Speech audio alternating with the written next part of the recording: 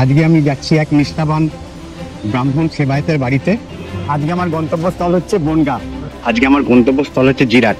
আজকে আমি রওনা হয়ে গেছি আপনাদের শ্যামনগরে একটা সুন্দর আশ্রম দর্শন করাবো।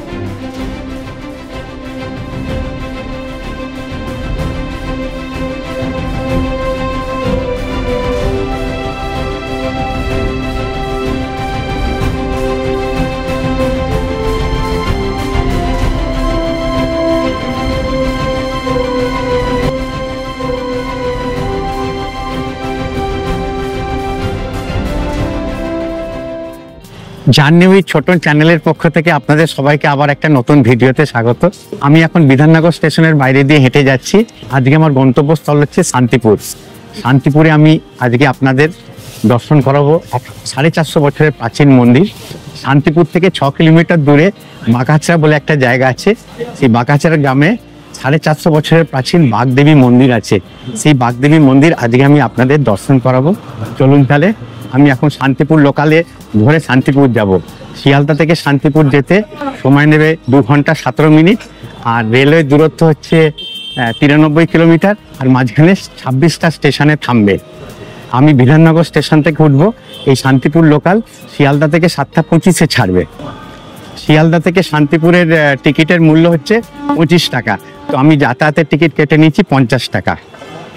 7টা 25-এ শান্তিপুর লোকাল অ্যানাউন্স করে দিয়েছে, বিধাননগরের 1 নম্বর প্ল্যাটফর্মে আসবে।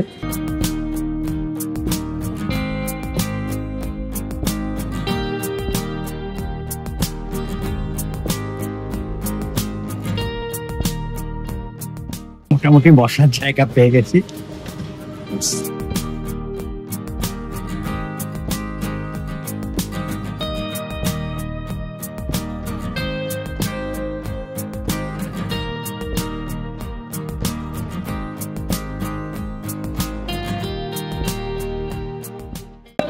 একদম রাইট টাইমে শান্তিপুর স্টেশনে পৌঁছলাম।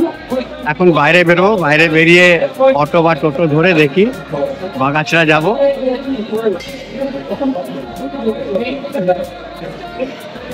স্টেশনের বাইরে বেরোলাম। স্টেশনের বাইরে বেরিয়ে এখন অটো বা টোটো ধরবো।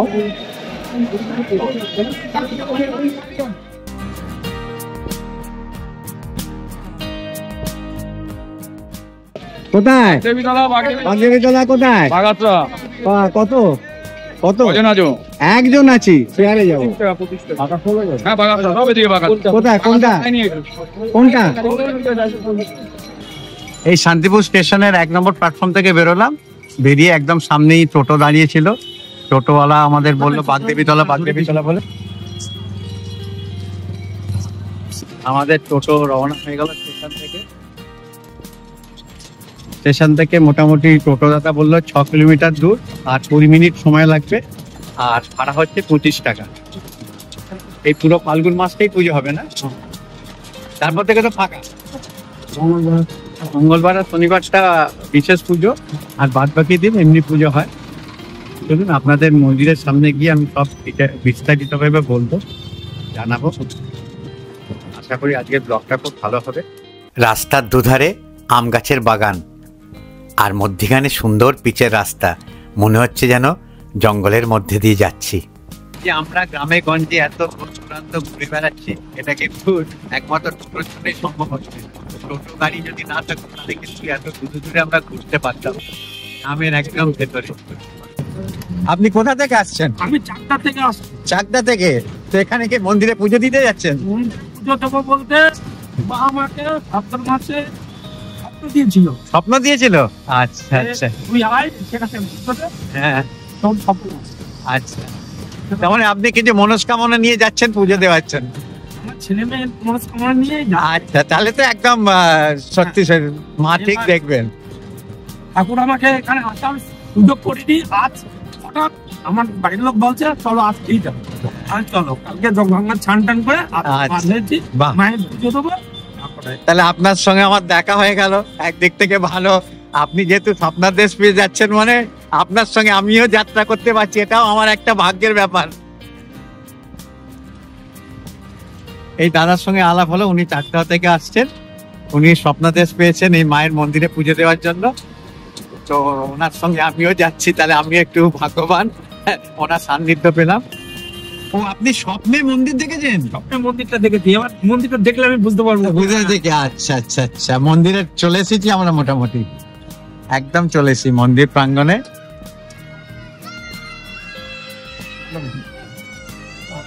একদম মন্দিরের সামনে চলে এসেছি। এক সপ্তাহ পরের থেকে যেন পা দেওয়া যায়। হ্যাঁ, একদম মন্দিরের সামনে চলে এসেছি, রাস্তার উপরে। রান্নাঘাটের টোটোওয়ালাকে টাকাটা দিয়ে দিই, তারপর আপনাদের সঙ্গে কথা বলছি। শান্তিপুর স্টেশন থেকে আমার সময় নিল প্রায় 20 থেকে 25 মিনিট। টোটোতে 25 টাকা নিল। আমি একদম মন্দিরের সামনে আমাকে টোটো নামিয়ে দিল। চলুন আপনাদের এক ঝলক মন্দিরটা দেখাচ্ছি, এবং মেলা বসে গেছে।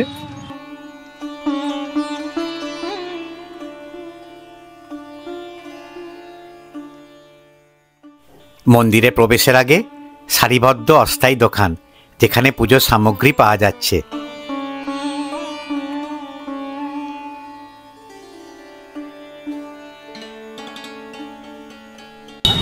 এই পুজোয় কি দেয়া হয়? বাতাসা, সব রকম 5 রকম বাতাসা, সব কিছু দিয়ে ফুল, বেলপাতা, ধূপকাঠি, আলতা, সিঁদুর, মায়ের বাকি নিয়ে মুখ বাতাসা। হ্যাঁ, কত টাকা দেবো বলুন?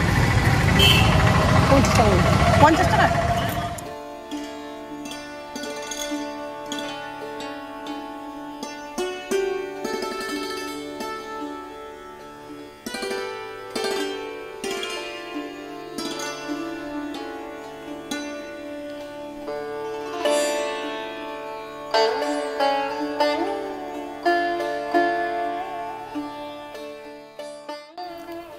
মা বাগদেবীর মন্দির মেন পিচের রাস্তা থেকে অনেকটাই নিচে। প্রায় 12টা সিঁড়ি দিয়ে নেবে সমতল জায়গায় মায়ের মন্দির অবস্থিত।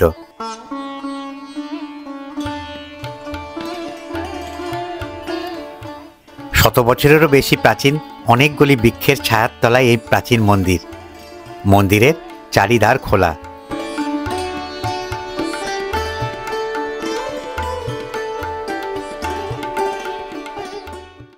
সিঁড়ি দিয়ে নামার সময় অবাক হয়ে গেলাম। চোখে পড়ল মন্দিরে প্রবেশের 2টি পথ, যেখানে হাজার হাজার দর্শনার্থীরা সারিবদ্ধভাবে দাঁড়িয়ে আছেন মন্দিরের গর্ভ গিয়ে প্রবেশ করে মাকে তাদের ভক্তি নিবেদন করে পুজো অর্পণ করবেন বলে। মন্দির প্রাঙ্গণে প্রবেশ করে গেছি। এবার মন্দির আপনাদের পুরো বিস্তারিতভাবে ঘুরিয়ে দেখাবো, এই মন্দিরের সংক্ষেপে ইতিহাস বলবো। আশা করি আপনাদের ভালো লাগবে। চলুন মন্দির এবং মেলা একসঙ্গে আপনাদের দর্শন করে। মন্দিরে সিঁড়ি দিয়ে নেবেই ডান দিকে 400 বছরের প্রাচীন বটবৃক্ষ, যার শীতল ছায়ায় প্রথম প্রবেশদ্বারের দর্শনার্থীদের কোনো কষ্টই হচ্ছে না মাকে দর্শনের জন্য ঘন্টার পর ঘন্টা দাঁড়ানো। সেই একইভাবে দ্বিতীয় প্রবেশদ্বারের সামনে বিশাল এক প্রাচীন নিমবৃক্ষ, যা দ্বিতীয় প্রবেশদ্বারের ঢোকার দর্শনার্থীদের শীতল ছায়া দিচ্ছে।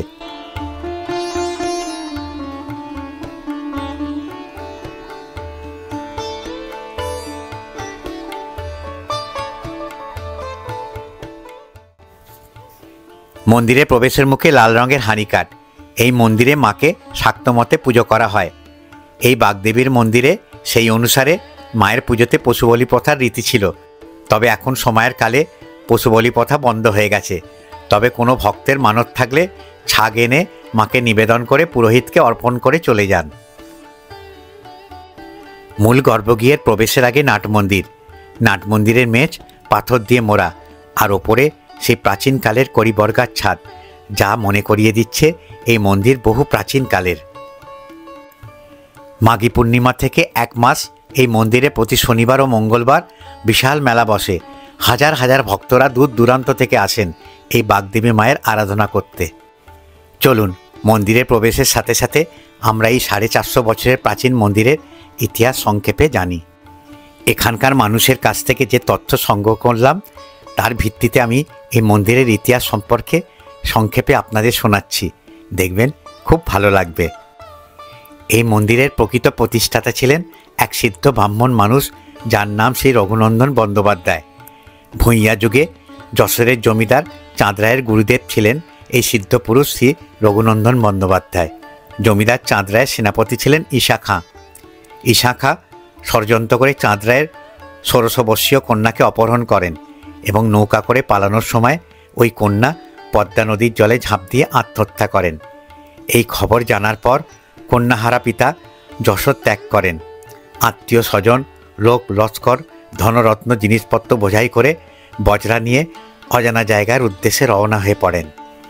তিনি তার সঙ্গে নেন তার গুরুদেব রঘুনন্দন বন্দ্যোপাধ্যায়কে।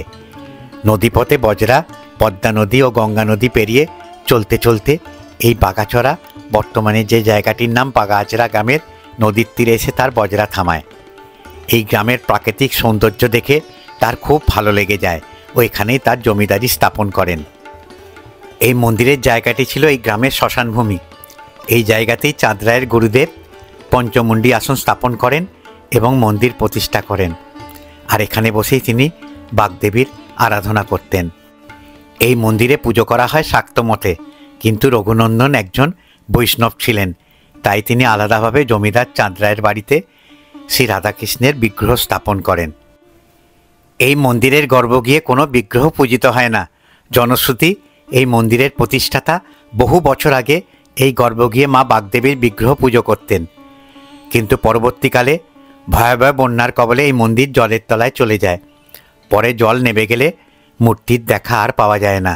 তার বদলে 3টি ঘট ও 4টি শিলাখণ্ড পড়ে থাকতে দেখা যায় মন্দিরের গর্ভগৃহে। সেই প্রাচীন কাল থেকে এই ঘট ও শিলাখণ্ডগুলি প্রতিষ্ঠিত করে বাগদেবীর আরাধনা করতে থাকেন এখানকার মানুষেরা। কথিত আছে, মা সকলের মনস্কামনা পূর্ণ করেন যদি সেই ভক্তের মনে মায়ের উপর অগাধ বিশ্বাস থাকে। শ্বেতপাথরের বেদির উপরে 3টি ঘট প্রতিষ্ঠিত, প্রত্যেক ঘটের উপর চূড়া বসানো। প্রথম ঘরটি মা বাগদেবী, দ্বিতীয় ঘরটি মা দক্ষিণাকালী, আর শেষের ঘরটি মা তারারূপে পূজিত হন। ঘটের ডান দিকে 2টি শিলাখণ্ড, বড় শিলাখণ্ডটি বাবা মহাকাল ভৈরব আর অন্যটি ফুলের তলায় বটুক ভৈরব। ছোট শিলাখণ্ডটি মিষ্টির বাটির পাশে মা ষষ্ঠীরূপে পূজিত হন।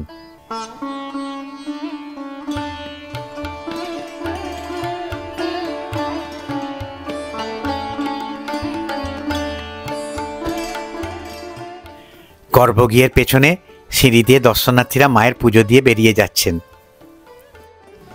সিঁড়ি দিয়ে নেবেই ডান দিকে লোহার গ্রিল দিয়ে ঘেরা বহু বছরের প্রাচীন গাব গাছ।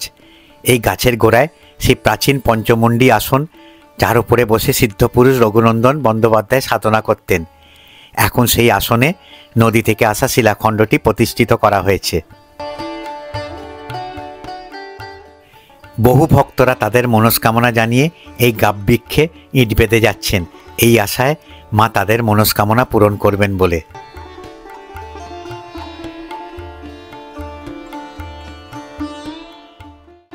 আমি আমার জীবনে এই প্রথম গাব বৃক্ষ দেখলাম।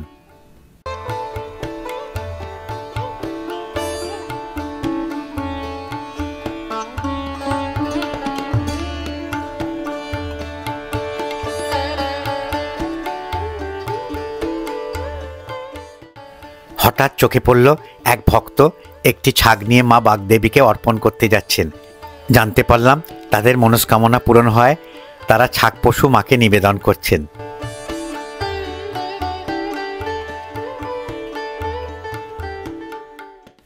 অনেক ভক্ত তাদের মনস্কামনা পূরণ হয় বাতাসা বিলি করছেন। মন্দিরের পেছনে প্রাকৃতিক দৃশ্যটা আপনাদের একবার দেখাই, দেখবেন কি সুন্দর অপরূপ দৃশ্য।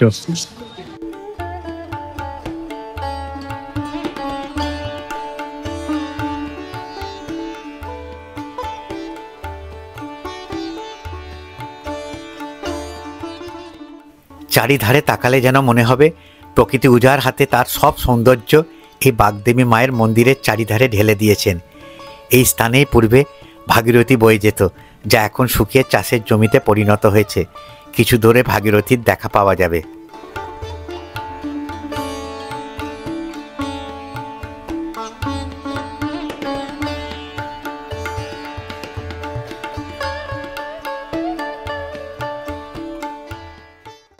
চলুন আমরা মন্দিরের চারিপাশের মেলাটা একবার ঘুরে দেখে নিই।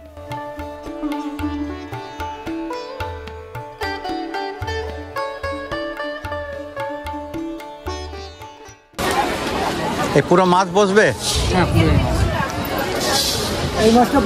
এই মাছটা পুরো কোথা থেকে আসছো? শান্তিপুর। আচ্ছা আচ্ছা। কত করে জিলিপি? জিলিপি 120 টাকা। 120 টাকা কিলো? মানে এখানেই বানাচ্ছ তো? আচ্ছা আচ্ছা, চলুন আপনাদের মন্দিরের চারিপাশের ভিড়টা একবার দেখাই। কত মানুষজন এখানে এসেছে তাদের ভক্তি নিবেদন করার জন্য।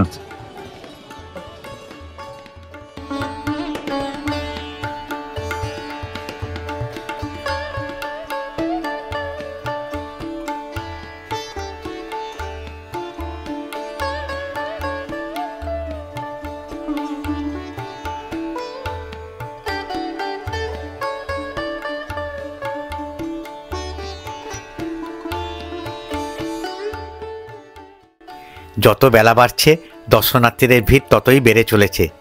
এই প্রত্যন্ত গ্রামে মানুষের এই বিশাল সমাগম বলে দিচ্ছে এই মন্দিরের বাগদেবী মা কতটা জাগ্রত।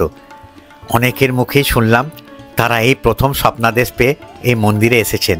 সত্যি এই হচ্ছে আমাদের সনাতন ধর্মের দেবতাগণের মাহাত্ম্য।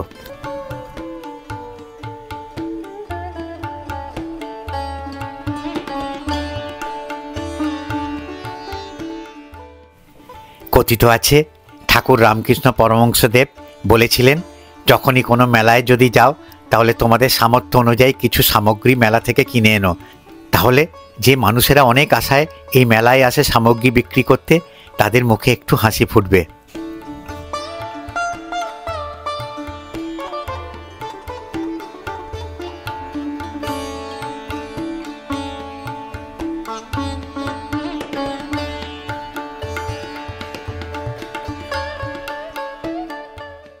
মন্দিরের উপরের মেন রাস্তার দুধারে অনেক খাবারের দোকান বসেছে।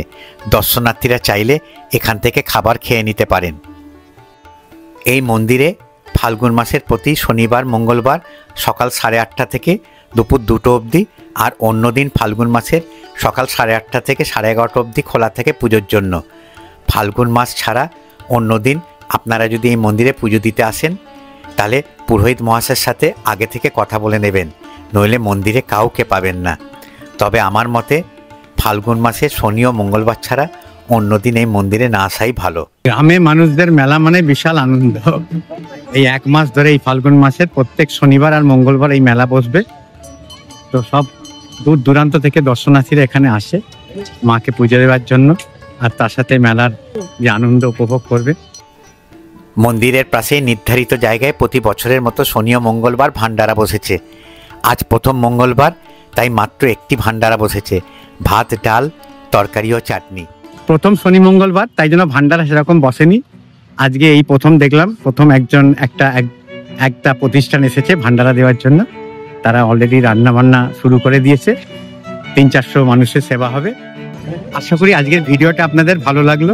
যদি আজকের ভিডিওটা ভালো লেগে থাকে তাহলে অতি অবশ্যই একটা লাইক দেবেন, আর আমার ভিডিওটাকে ম্যাক্সিমাম শেয়ার করার চেষ্টা করবেন। আপনারা যত বেশি শেয়ার করবেন তত বেশি বয়স্ক মানুষেরা বাড়িতে বসে আমার ভিডিওর মাধ্যমে নানান দর্শনীয় স্থান, মঠ, আশ্রম, মন্দির দেখার সুযোগ পাবে। আপনারা যদি আমার চ্যানেলে নতুন দর্শক হয়ে থাকেন তাহলে আমি আমার পরিচয়টা বলে দিই। আমার নাম অলোক, ডাকনাম ছোটন। আমি নানান দর্শনীয় স্থান, মঠ, আশ্রম, মন্দির ঘুরে বেড়াই এবং তার ভিডিও তুলে আমার চ্যানেলের মাধ্যমে দেখাই। আশা করি আপনাদের আমার ভিডিওগুলো ভালো লাগে। আর আমার চ্যানেলে যারা নতুন দর্শক তাদের আমি অনুরোধ করব আমার ভিডিওগুলো দেখতে। আর যদি ভিডিওগুলো সত্যি ভালো লেগে থাকে তাহলে আমি আপনাদের অনুরোধ করব আমার চ্যানেলকে সাবস্ক্রাইব করে বেল আইকনটা টিপে দেবেন। তাহলে আমি যখনই কোনো ভিডিও আপলোড করব তার নোটিফিকেশন আপনাদের মোবাইলে চলে যাবে। তাহলে আমি ভিডিওটা যেখানেই শেষ করছি, আবার আপনাদের সামনে হাজির হব একটা নতুন ভিডিও নিয়ে আমার চ্যানেল জার্নি উইথ ছোটনের মাধ্যমে। তাহলে আমি ভিডিওটা যেখানেই শেষ করলাম।